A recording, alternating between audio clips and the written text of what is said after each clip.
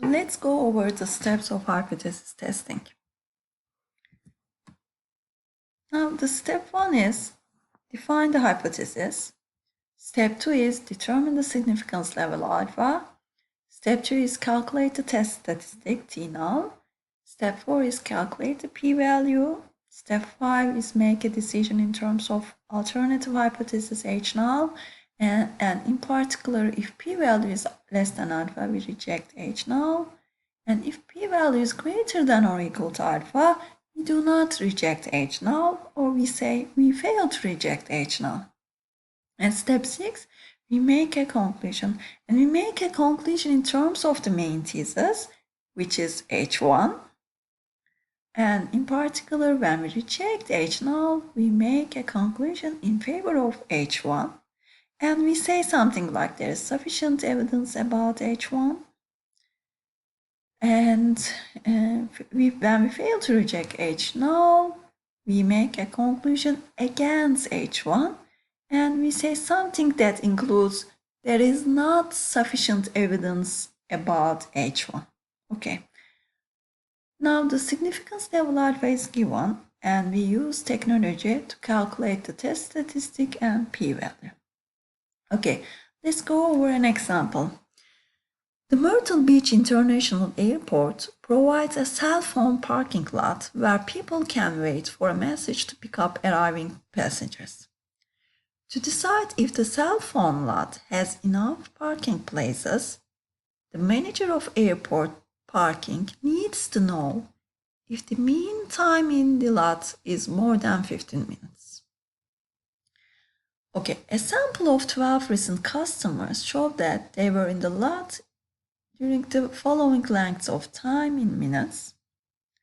Now, at the 0.05 significance level, is it reasonable to conclude that the mean time in the lot is more than 15 minutes?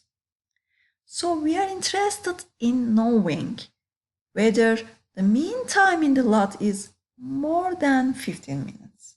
So it is our main thesis. Now let's formulate the main thesis in the form of H0 and H1. Okay, let's write the main thesis. It is the mean time in the lot.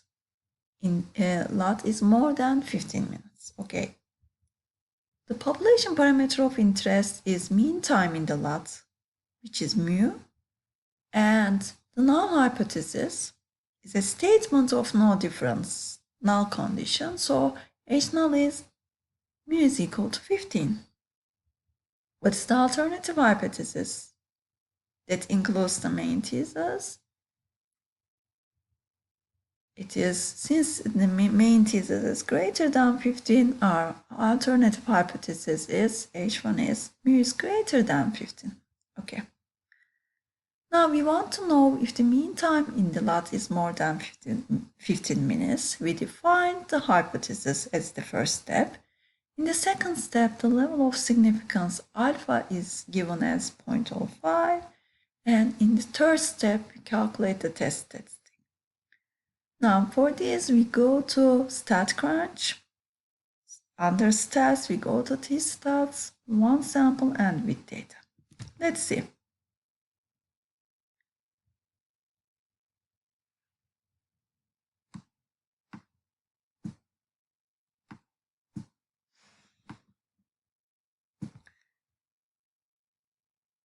In the course menu, under learning modules,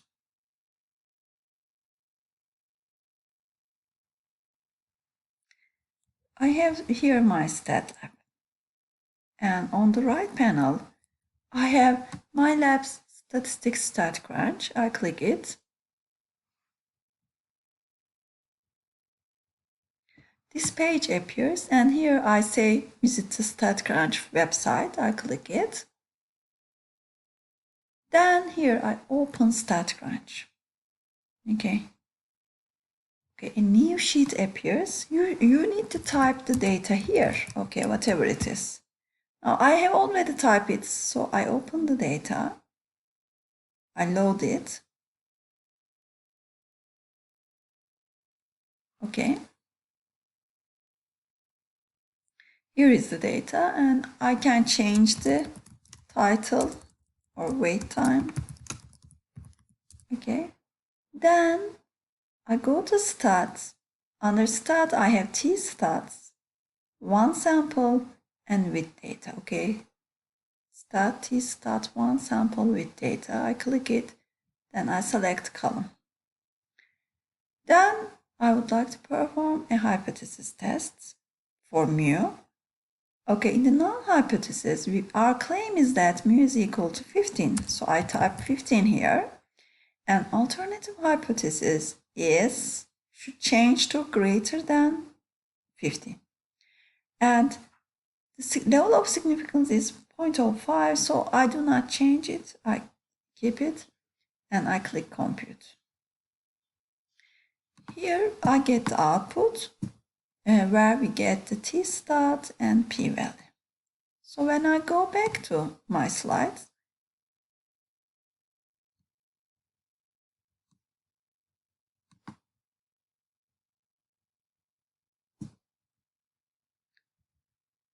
okay, here is the StatCrunch output. I have the t-stat, okay, 2.818 and p-value 0.0084.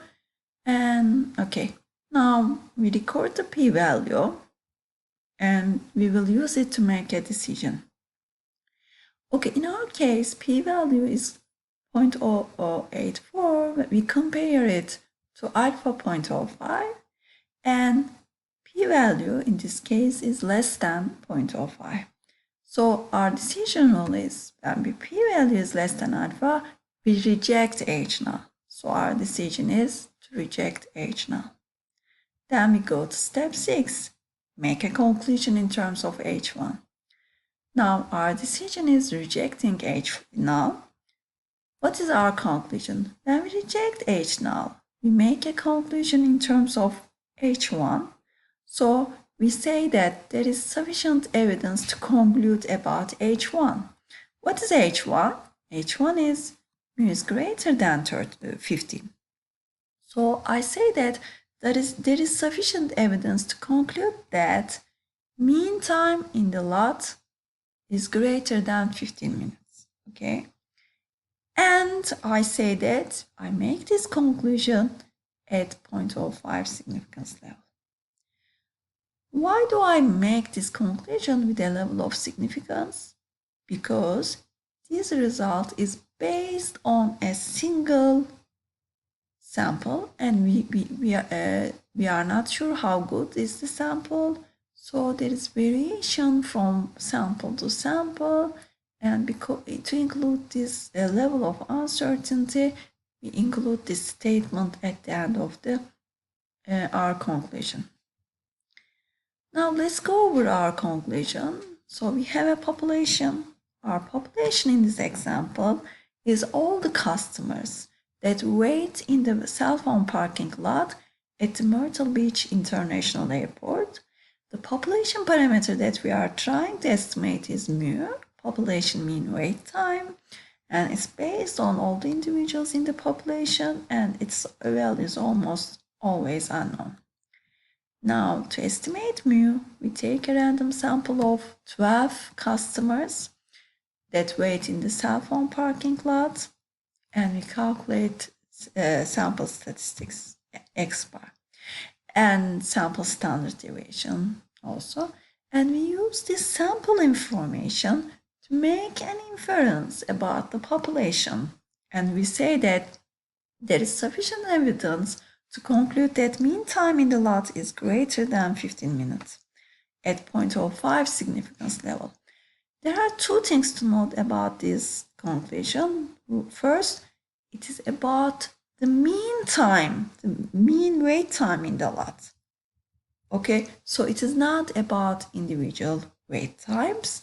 And second, we make this conclusion with a level of significance. We do not make the conclusion